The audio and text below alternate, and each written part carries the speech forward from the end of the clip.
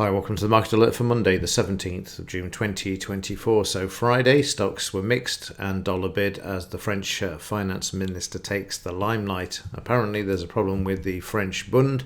French Bund spread blows out most on record as market braces for return of a European debt crisis. An entire generation of market algos have never been through a European debt crisis. This is about to change, so this is news to me. This is the first I've heard of this, so let's see what the market's reaction is later. Certainly the DAX was down on Friday, so obviously they were aware of this before everybody else seems to become aware of this on Friday at the close of trade. Economic news for this week, we've got Empire State today. Tuesday, core retail sales and industrial, but again it's CPI week, but this time for the UK.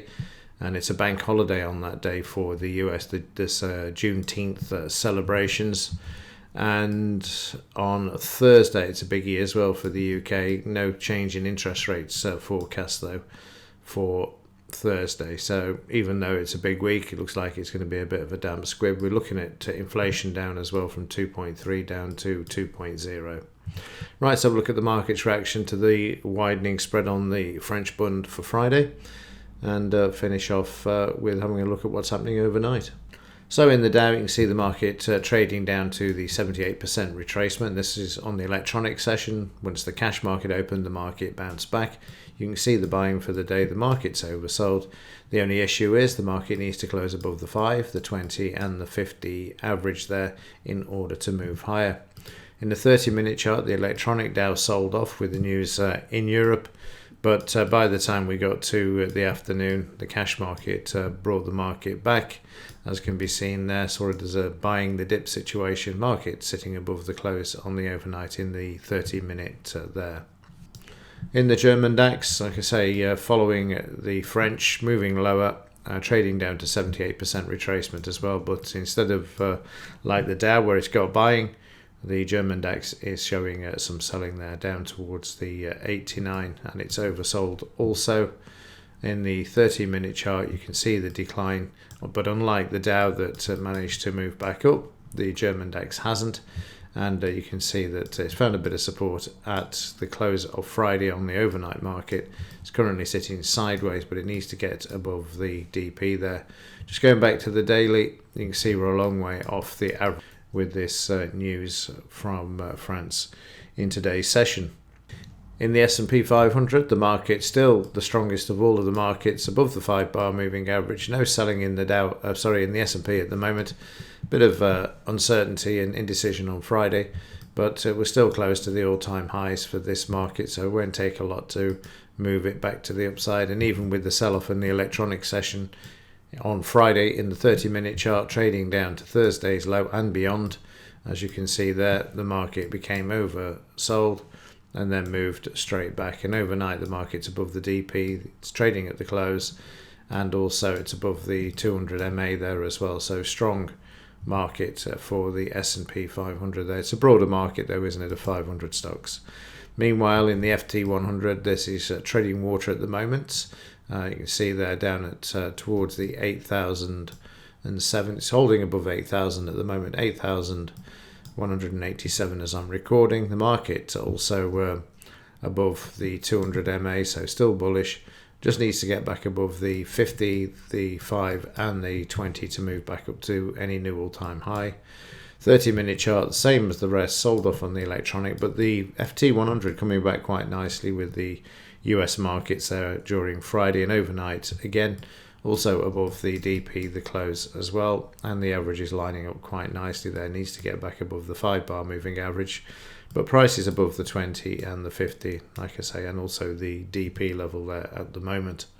Over to the US dollar, well, it spiked up on Friday, down slightly overnight at the moment, coming off the highs on Friday, but that didn't really lend too much support to the metals markets. So let's have a look at those. Starting off with silver, you can see we're up on Friday, so they didn't sell it off, but they're doing it now. So just a day late again in the forecast. Expect the numbers down to these levels. Again, I have every indication that the market is likely to trade down to these levels despite having moved up recently.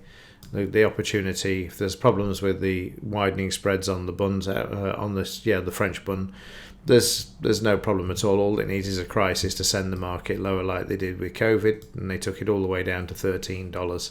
So if the European debt does explode and it becomes an issue and the markets start to decline, silver will get absolutely hammered. 30-minute chart there, it's already been hammered overnight. You can see there we've got this down, tried to come back, and then they've sold straight back into it with the full red bar there. And you see the volume, and now we're heading down. So expect the 29 level to be taken out with some ease later on this morning. Bit of support down here, of course, but once it gets through the S1, then it's a straight down decline to the 29.50 area again. And given there's no news today as well, is ideal in time in which to do it. Gold, meanwhile, is sideways, consolidating there, up on Friday and overnight, not down as much as silver at all, which means only one thing with the gold-silver ratio, so let's have a look at that. And there you can see moving back to the upside. As I've said before, we're likely to go back up and test these levels, 88 and also the 90 level as well. The only thing that I would take comfort from, if I just squeeze this up a bit more, you'll see that these highs are lower highs. So each time the market's come back since it peaked around the 92, each attempt has failed. So we'll just have to wait and see if the market can get back to that sort of 87-ish level and fail. If it gets above that, then the dynamic changes completely. So let's have a quick look at Friday's trading session. And in the pre-market, prices were sideways to higher. And then obviously the news started to break about the French Bund. So the French Bund causing a bit of a problem. There we have a potential short. The market's filled. I traded this down, but as it came back and closed above the low, I got out, and I got out too soon, didn't I? Because then the market continued down for another 50 points. And prices then had a bit of a bounce. We then had another move to the downside, and then we got towards the end of the morning session. But prices then continued to move lower as things got worse on the French market, as prices move sideways, and then we tried to move up.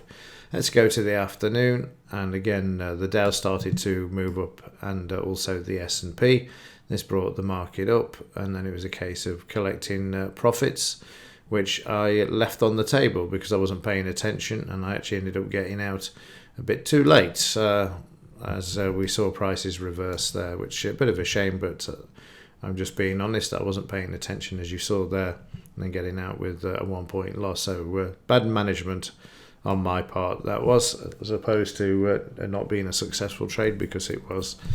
And then prices moving lower on the news and trading sideways again. Then we had another trade there, just a scalp before the end of the trading session, which then continued to move up, but it came back a bit first. And then, of course, you get past 430 and the spread widens with most spread betting companies. So, yeah.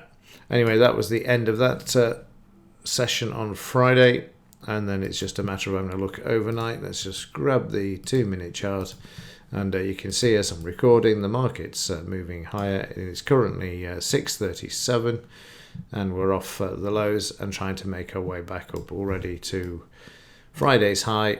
Try and recover some of those losses. And that wouldn't surprise me in the least, to be honest with you. If the French Bund is settled, then it's going to be a one-way bet to the upside.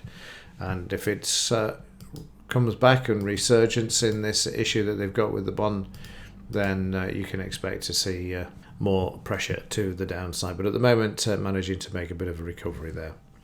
Right, that's it for this one for today. Have a great day, and as ever, thanks for watching. See you in the next one.